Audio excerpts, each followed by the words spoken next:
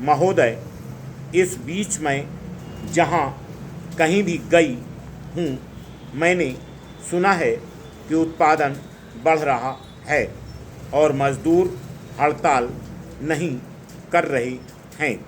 हालांकि वह अनुभव करते हैं कि उनके लिए ऐसा कुछ करने के कुछ कारण विद्यमान हैं। इसके विपरीत जबरी छुट्टी और छटनी आदि की घटनाएं हुई हैं तथा जैसा कि मेरे सहयोगी श्रम मंत्री जी ने कल या परसों घोषणा की थी, हम इसके बारे में शीघ्र कानून बनाने जा रहे हैं। लेकिन कानून से प्रत्येक समस्या का वास्तविक हल नहीं निकल सकता। मेरे कहने का आशय यह है कि लोगों में टकराव का रुख पाया जाता है। लोग शांतिपूर्वक यह सब काम नहीं कर सकते और लोगों को विवश करके यह कराया जाता है। इस संस्था में सभी लोग मिल बैठकर इन समस्याओं का हल खोज सकते हैं।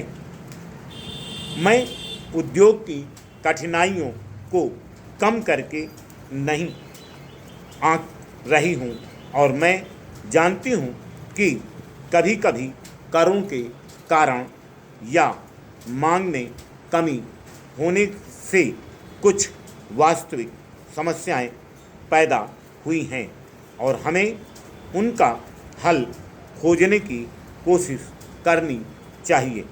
उनका सही उत्तर तलाश करना चाहिए।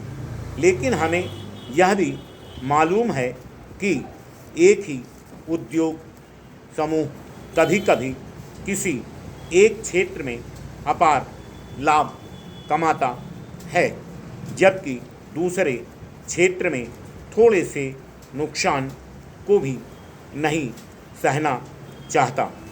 एक सामान्य व्यक्ति की दृष्टि में ऐसा लगता है कि इन स्थितियों में कोई सामंजस्य होना चाहिए। अभी तो अगर आप किसी एक उद्योग में, जैसे कपड़ा उद्योग में मोटा मुनाफा कमाते हैं और कपड़ा उद्योग वालों ने ही स्वीकार किया कि उन्हें ऐसा लाभ हुआ था, तो अगर अगली बार लाभ कुछ कम हो तो शोर शराबा मच जाता है। लेकिन ऐसा तो होगा ही। मेरे कहने का तात्पर्य यह है कि लाभ हमेशा ही बहुत ऊंचे स्तर का नहीं होगा और शायद यह ठीक ही है कि वह एक विशेष स्तर से ऊपर न जाए। इसलिए इन समस्याओं को दो चरणों में देखना होगा। एक तो तात्कालिक समस्याओं की दृष्टि से जो लगातार उठ रही हैं। संसद के कुछ सदस्यों ने मुझे पत्र भेजकर कहा है कि आपको इस बैठक में ये प्रश्न अवश्य उठाने चाहिए, लेकिन इन विशेष प्रश्नों या अन्य ब्यौरों में यहाँ जाने का मेरा कोई इरादा नहीं है। मंत्री जी को इनके बारे में पता है और लोगों से बातचीत करेंगे। Full stop.